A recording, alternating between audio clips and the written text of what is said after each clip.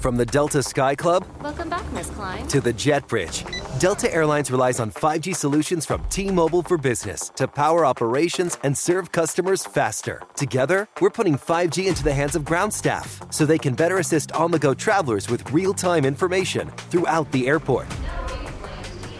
This is elevating customer experience. This is Delta Airlines with T-Mobile for Business. Take your business further at T-Mobile.com/now. Black Friday football on Prime is back this week.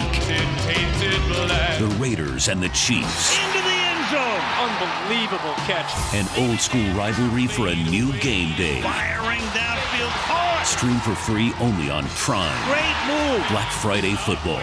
Raiders versus Chiefs. Kickoff at 3 p.m. Eastern. Pre-game at 1:30 p.m. Friday only on Prime. Restrictions apply. See Amazon.com/watch Black Friday football for details. How would you characterize your season, and do you feel the same since you're coming back from the concussion, or is there, because the yards after catch has not been what it was before? Are you talking about me individually? Individually, personally, yeah. I mean, I feel good even though having a concussion. Yards after catch, I'm not gonna say every time I catch the ball, but I know I try my best to, try to get as many yards as possible. I mean, if I'm tackled, I'm tackled. That's just how the game goes. These guys are athletes in this league. They rally to the football. They do their jobs. They know, to tackle right. But I've been trying my best to try to get as many yards after the catch as possible. I mean, the defense is keying on me even more, rather than I was in the first weeks. So, I got to make some adjustments. But, yeah, I don't feel any different than having a concussion afterwards. Is that what you think the biggest difference is between the production before the concussion and afterwards? Is the way that the attention kind of that you're getting? Yeah, I believe so. Is just the attention. I mean, they keen on what kind of routes I run. I'm 12th game of the season. I mean, everybody watches film. They all going match make on what games, on which routes that I run, how I run my routes. So, yeah, I mean, it's the league. They're gonna watch film on you. So I mean, they rally to the football, get me on the ground.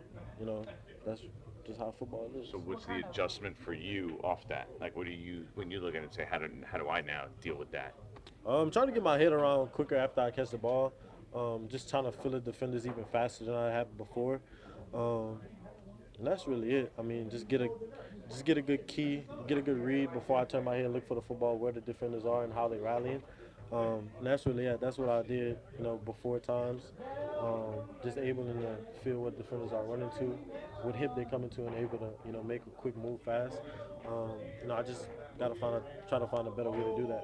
Malik, you've had 3 different quarterbacks now throwing you the ball in games. Have you had that before, going either in college?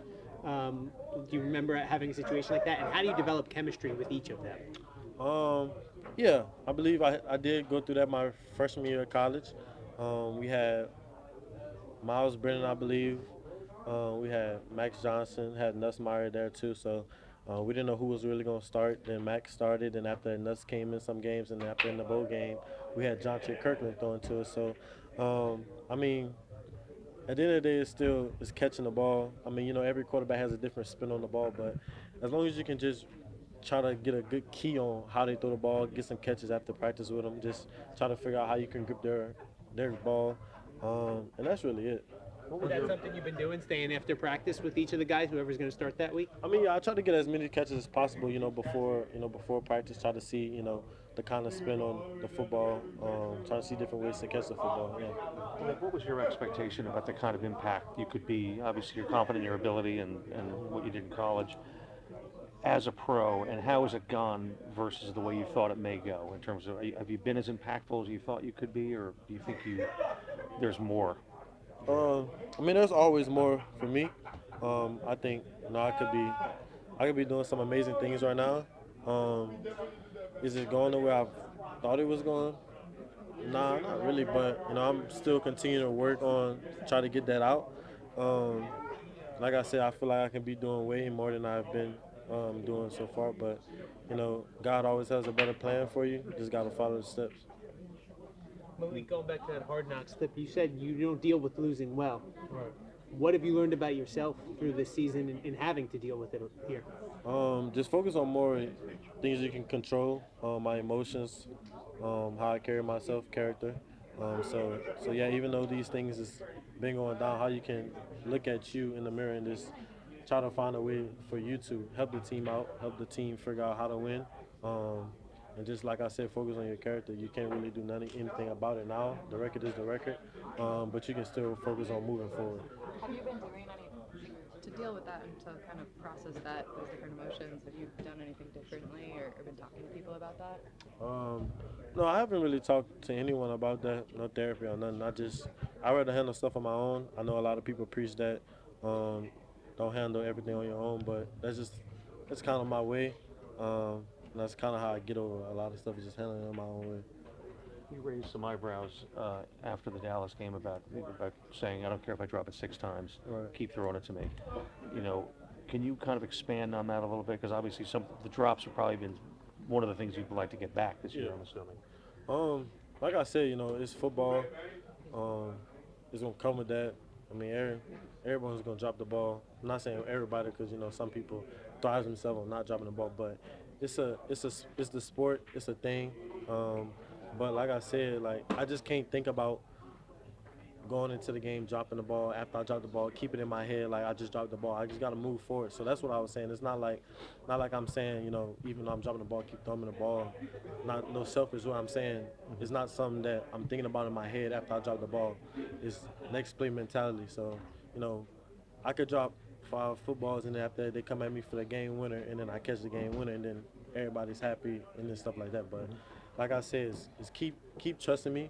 Some plays are not going to be made. I'm aware of that, but some plays are going to be made. How driven are you to be a part of the solution here? We got a lot of young guys here that are getting a lot of playing time, rookies.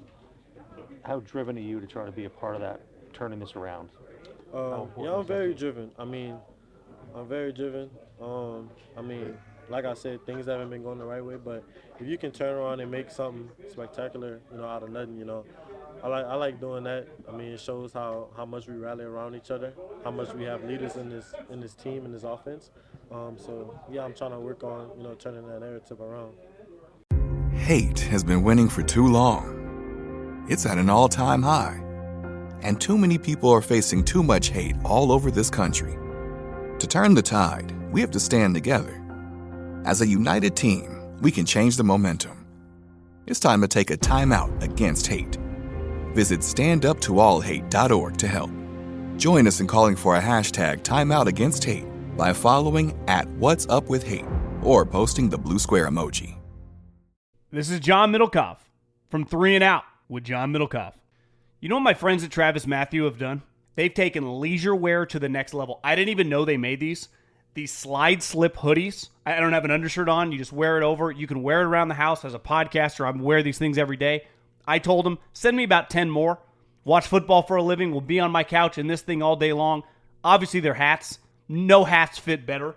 They also sent me a pair of jeans. These Legacy featherweight jeans. Got a little stretch in them. The wintertime, we might put on a few extra around the holidays. How good do these look? I was even playing golf with a buddy the other day. He's like, I love their jeans. I'm like, yeah, they're the best. And then these daily slip shoes. Wear them with shorts, wear them with jeans, wear them to work, wear them to a date, wear them just hanging out. Cannot recommend their stuff enough. So do yourself a favor and hit up TravisMatthew.com. All new customers get 20% off their first order. Again, that's TravisMatthew.com. You'll thank me later.